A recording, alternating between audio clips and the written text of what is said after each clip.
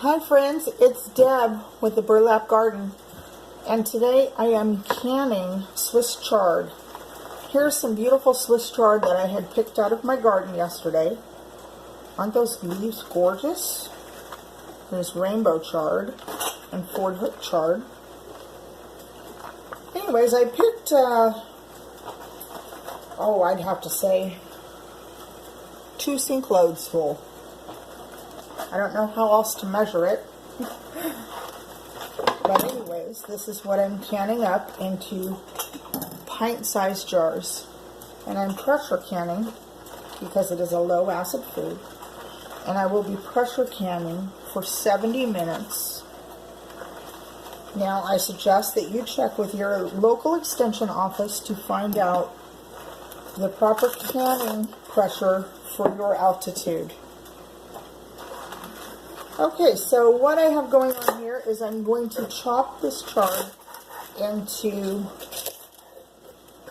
bite-sized pieces. I know these look like big bite-sized, but once I blanch the chard, it will definitely shrink down and be a bite-sized piece.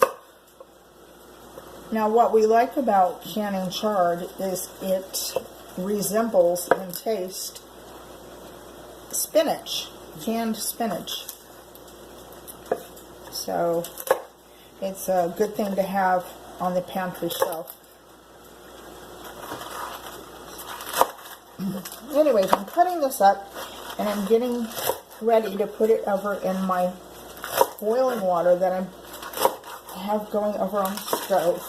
And I'll put it in the boiling water for about 1 minute to 2 minutes. I'm not really blanching it because I'm not putting it into an ice bath, but rather canning it right from blanching. Alright, let me show you what's going on over here.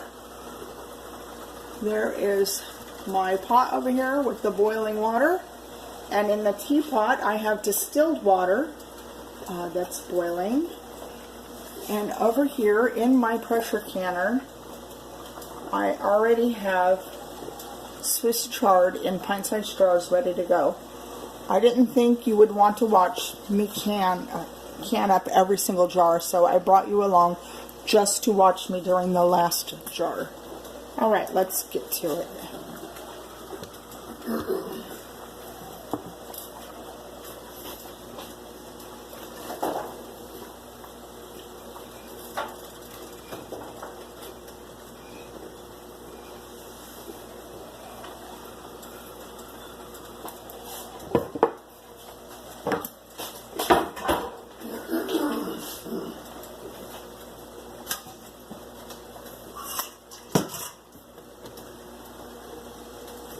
I know that was an awkward silence, wasn't it? Maybe I'll find some music to put in there. But anyways, I'm going to take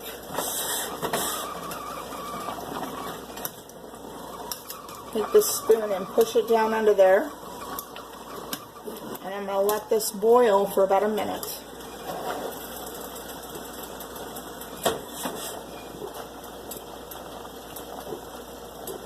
I really enjoy pressure canning. I think pressure canning is so much easier than water bath canning. Just seems like there's less steps to it.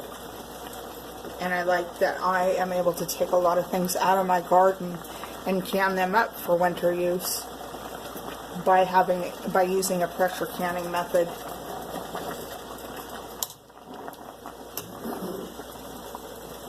Alright. You know, when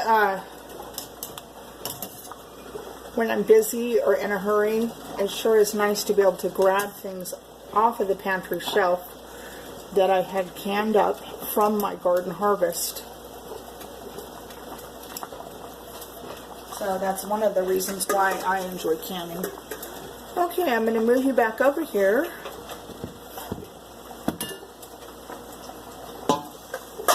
I can show you what I do now. Now I go ahead and take it out of the boiling water.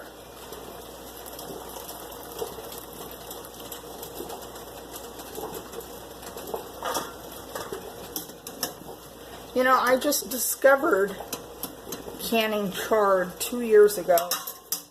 I had met this gal who has this huge ranch, this huge farm in a little town south of me, and we had done some bartering, and she gave me bushel after bushel of chard, and I found out that I could can it and that it would taste like spinach. So this year I was sure to grow enough chard that I would be able to can enough chard to at least have it twice a month. Alright, so there's the chard. Let's get it put into my pint-sized jar. Here's the pint-sized jar. Now, I like salt, I have to admit. So I have some pickling and canning salt. You can also use kosher salt, but I don't recommend any other salt for canning because it will leave your jars looking cloudy in the inside because of the additives put in other salts. So I just put 1/4 of a teaspoon, that's all. And I take that chard that I just boiled and get it put right into that canning jar while it's still hot.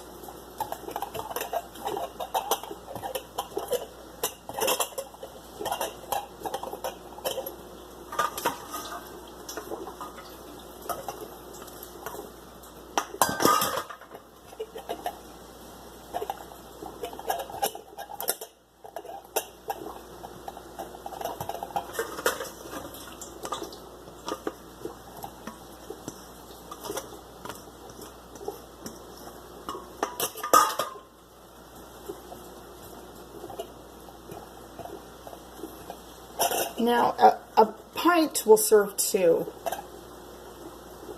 If you have a larger family and you want to serve 4, I recommend doing this in quart jars. Then you would can these for an hour and 30 minutes instead of an hour and 15 minutes. Okay, I take my boiling distilled water that I have over here in my teapot and fill it to the bottom rim, which is 1 inch headspace. Taking my spatula, you can also use a chopstick for this. I debubble it. Now, you want to debubble it because you want to make sure that you have the proper amount of liquid and for the proper amount of headspace in your jar. Alright, see, I need to add more water. After debubbling, it went down a whole inch.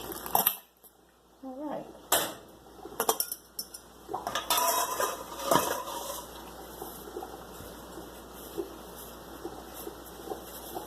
Now I have some distilled white vinegar. And I put that on a little piece of paper towel and I just clean the rim of the jar. Let's make sure that in case there's salt or oil from my fingers or any debris that would keep this jar from sealing correctly in the canner. That's why you clean it with the vinegar. Take my lid.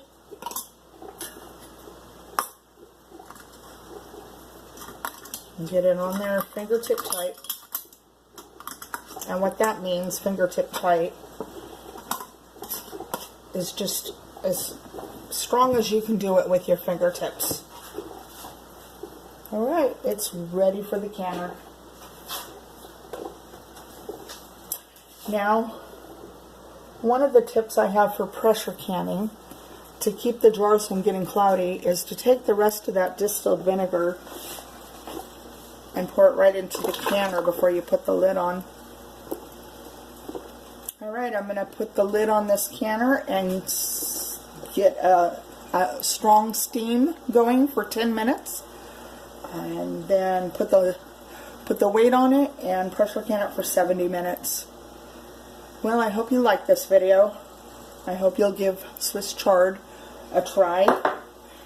And I hope that you come back to see many more videos I will be posting that are garden to table or garden to pantry. Alright, talk to you soon. Bye-bye.